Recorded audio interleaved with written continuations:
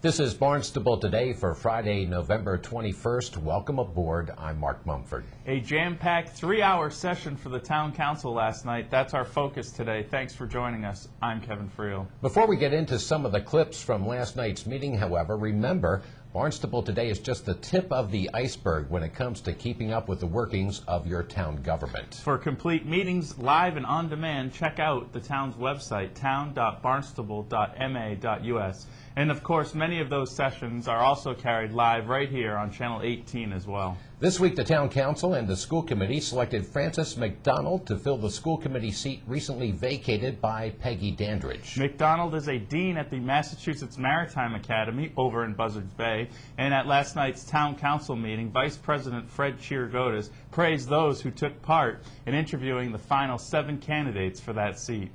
Ladies and gentlemen, last night in the Selectmen's Conference Room, 11 members of the Barnstable Town Council and the 4 sitting members of the school committee had the opportunity to interview 7 great citizens of the town of Barnstable. And on behalf of the town council and the entire town of Barnstable, I would like to offer our sincere thanks to those people who came forward to fill one open seat on the school committee. We had Kimberly Elio, Thomas Frederick, Robert Temkin, Frances McDonald, Alan Heidenfelter, James Needham, and Tom Dolby. This was truly an amazing outpouring of support by truly enormously talented people who came forward, and we all know under very difficult circumstances and very difficult times to be interviewed and to go through this process so that we could select only one of those people. I could say that, and I can say that we are unanimous in acknowledging that every one of those people was the correct choice. Each one of them deserves the utmost of our respect. They were just really brilliant people. I wrote down, amazing on so many times that people had so much to offer. And unfortunately, from that group, we were only able to select one of those people. And, we came to a conclusion, and we did so, and I might say it wasn't easy. I would like to say thank you to all of those people. I would like to let you know that we wish them all well, and we invite them to continue to work with the town as they do. And,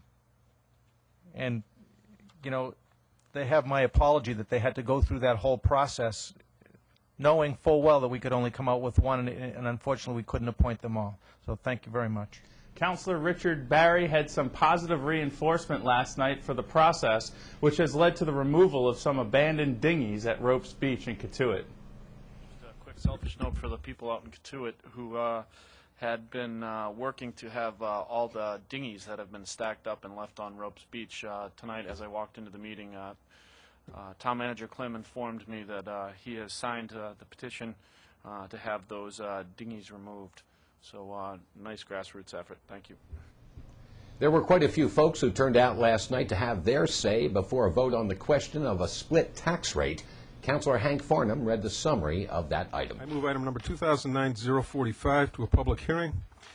Allocation for the tax levy in fiscal year 2009, the tax factor. Resolved that the Town Council hereby votes to classify the Town of Barnstable under the Classification Act at a factor of 1 for the fiscal year 2009. Town Assessor Jeff Rudziak added some details. Well, good to see you all again. Before we get into the nuts and bolts of this, and this is very dry, you probably guessed some things have moved around this year in value-wise. Yeah. Overall, our median price, our median house value dropped over 6%. Now, that's the median, so it went from $365,800 to $342,500. As a direct result of a lot of these foreclosures and the competition that had derived between the $250,000 and $500,000 houses. So that whole pocket took a slide, took a big hit. The overall value residentially in town slipped about 1.4%. Small business owner Bill Putman opened up the public comment, which was dominated by opposition to the split tax rate system. I've gone through this for 3 years now, actually 4. I've got a small bed and breakfast inn in Hyannisport. My name is Bill Putman. What was your name again? Can you give... Bill Putman, okay. Simmons Homestead Inn down in Hyannisport, Scudder Avenue. And this whole thing has just never made any sense whatsoever. If a town or any place runs things properly, they appraise what the value is worth, and a commercial property is going to be worth more than a residential property, and charge them the tax. And this is perfectly reasonable.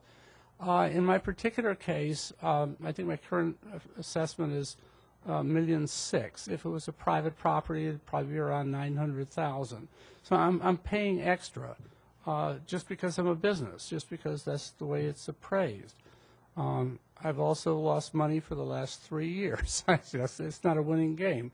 The economy and a lot of other stuff. But I don't think what's happened in the last year should have any bearing on this whatsoever.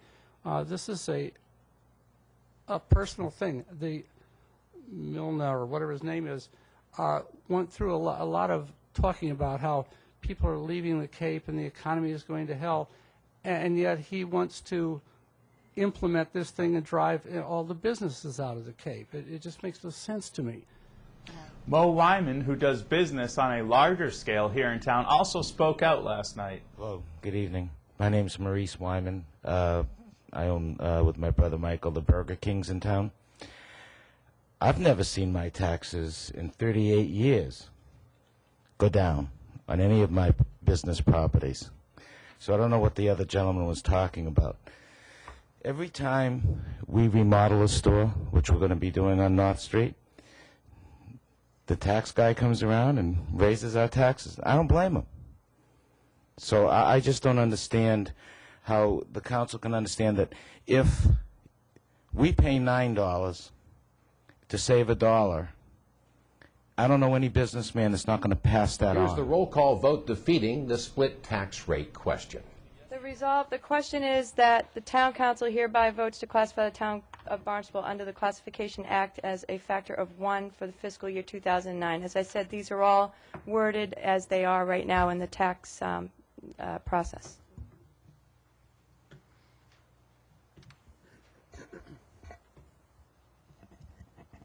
Janice Barton. Yes. Ann Kennedy. No. Frederick Chirigotis. Yes. James Crocker. Yes. Leah Curtis. No. Henry Farnham. Yes. Janet Jochum. Yes. Gregory Milne. No.